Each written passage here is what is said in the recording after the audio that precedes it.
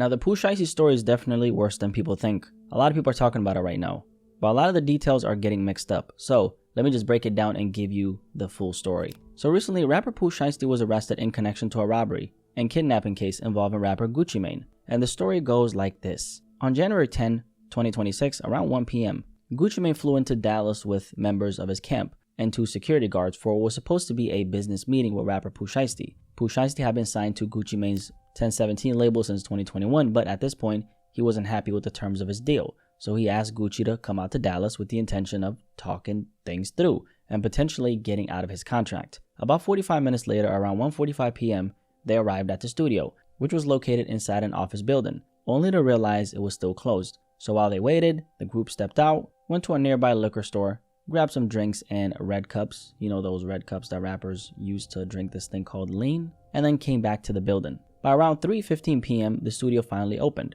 Gucci and his security went inside, just waiting for things to get started. Around this time, Pooh Shiesty's father, Lontrell William Sir, is seen outside the building before entering a few minutes later. And this is where things start to shift.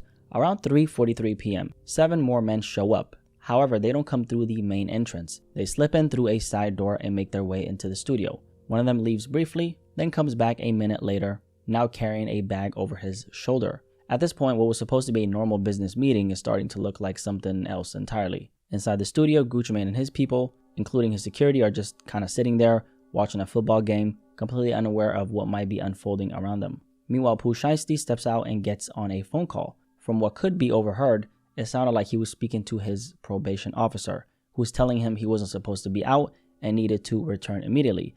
Pooh Shiesty then agreed, but instead of leaving right away, he stayed. At one point, Gucci even tells him, they could just reschedule the meeting if the timing wasn't right, but Pooh Shiesty insists on continuing the conversation about the contract. So the two of them move into another recording room nearby to talk privately about the contract. And that's when things change. What was supposed to be a business conversation escalates fast. Inside that room, Pooh Shiesty pulls out paperwork and tells Gucci Mane, sign it, trying to force his way out of the contract. Gucci Mane refuses. And that's when something else happens. Pooh Shiesty gets visibly frustrated and the conversation turns into an argument. Then he tells rapper Big 30, which is his friend, to go grab a bag. Big 30 leaves the room and then comes back moments later with that bag. And now the situation takes a serious turn. Pooh Shiesty reaches into that bag that Big 30 brought him, pulls out an AK-style pistol, and points it directly at Gucci Mane, demanding that he signs the paperwork. At that point, Gucci complies. He's inside a studio surrounded by a bunch of dudes, outnumbered, with no real way out of the situation. And while he's signing, mind you, the gun is still pointed at him, and he's not allowed to leave. One of the guys there pulls out a phone and starts recording, making him say out loud that he's releasing Shiesty from the deal. But none of that actually matters legally, obviously, because anything signed under pressure like that doesn't hold up in court, but that's beside the point. Once the paperwork is signed, it doesn't stop there. Shiesty and the others go on to rob Gucci Mane, taking his wedding ring, his watch, his earrings, and cash right there inside the studio. They even force him to write out the date on the paperwork. At the same time, in another room, things are getting just as serious. The group turns their attention to Gucci Mane's security team, guns are drawn, and they're outnumbered. They're robbed on the spot, wallets, chains, and other valuables taken from them.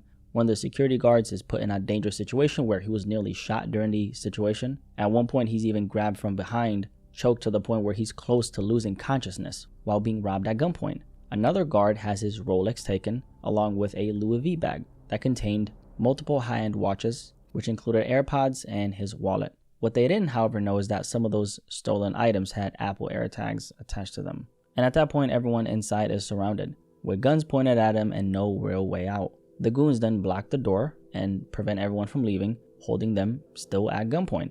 Eventually, Gucci Mane is pushed back onto the couch, and Shiesty placed the barrel of a gun to the back of one of Gucci's people and told them it's time to leave. And just like that, it's over. At around 4:48 p.m., everyone leaves the building through the east entrance. Not long after that, the situation is reported to the police. And once investigators start looking into it, things begin to line up very quickly. Surveillance footage from nearby buildings capture multiple vehicles leaving the area shortly after the robbery. A white Buick Enclave, a black Dodge Charger Hellcat, it's always a Hellcat, and a black Dodge Ram with a distinct roll bar in the back, all seen heading northbound. From there, law enforcement started digging deeper. Using license plate reader data, they're able to identify one of the key vehicles, the Hellcat, and that's when it gets more specific.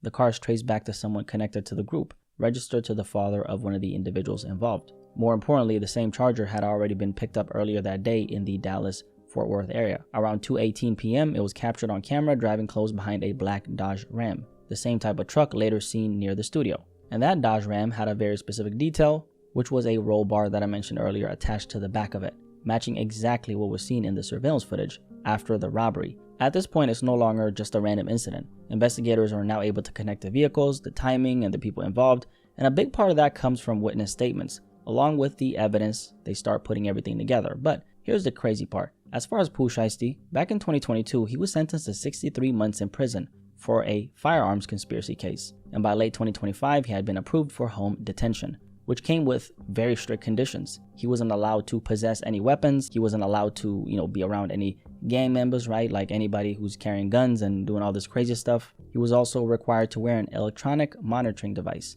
essentially tracking his location at all times, right? So they were able to verify very easily and placed him right at the location of the incident on January 10, 2026. Investigators also pulled cell phone records and location data tied to several of the people involved, along with tracking data from the vehicles, and what they found was very important. A group of individuals connected to the situation had actually traveled together from Memphis, Tennessee to Dallas, Texas, days before everything happened. So at least 2 people in the group had ankle monitors. The investigators of this case kept on lining things up, and they were able to confirm that some of the people involved left Dallas almost immediately, the very next day, January 11. Several of them taking a Greyhound bus from Dallas back to Memphis, Tennessee.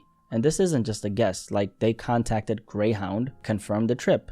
At the same time, others connected to the situation left separately, driving back from Dallas to Memphis just a couple days later. So now you have multiple people all tied to the same incident, leaving the city in different ways, but all heading back to the same place. And that movement ends up matching everything investigators had been seeing through surveillance and phone records. And investigators were also able to trace where the group was staying during all of this. After going through cell phone data and reports tied to the vehicles, they determined that several of the individuals involved were staying at a Comfort in Dallas from January 10 to January 11. Hotel records confirmed that multiple rooms were booked under one of their names. And when investigators review the surveillance footage from inside the hotel, it gets even more clear. They're able to spot several of the same individuals inside the building wearing clothes that matches what was seen during the robbery earlier that day. And then here's the physical evidence, right? Investigators recover fingerprints from items left behind at the scene, including red plastic cups inside the studio, those lean cups. And then those prints are run through a national fingerprint database and they got matches.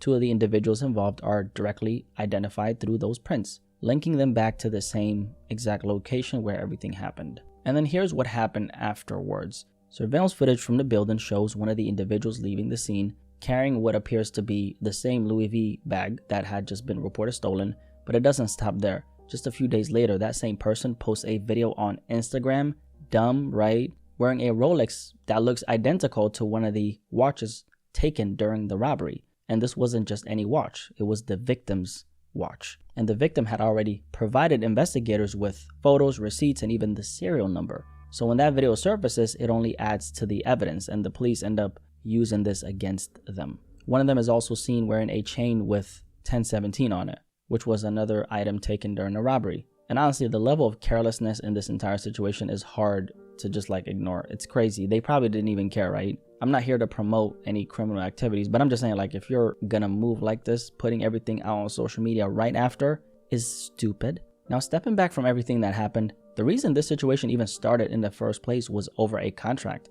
Pooh Shiesty wanted to sit down with Gucci Mane and talk about getting out of his deal. And to be fair, that part isn't unusual. A lot of artists sign deals early on and they later realize that they're not happy with the terms. That's pretty common, right? But what makes this different is how it was handled. Because instead of going through the proper channels, authorities say it escalated into robbery and kidnapping. And here's the thing, whether people want to admit it or not, Gucci Mane has actually helped Pooh Shiesty a lot. Now sure, he already had momentum before signing with him, but at the same time, Gucci Mane has been one of those guys who's consistently given opportunities to street rappers and helped take them to another level. Now the issue is when you mix business with emotion and a street mentality, this is usually what it turns into. And it really just shows you where that kind of mindset leads. There's no real structure, no long-term thinking. And once that starts bleeding into business situations, things get out of control fast. And I don't really understand trying to force someone to sign a contract at gunpoint.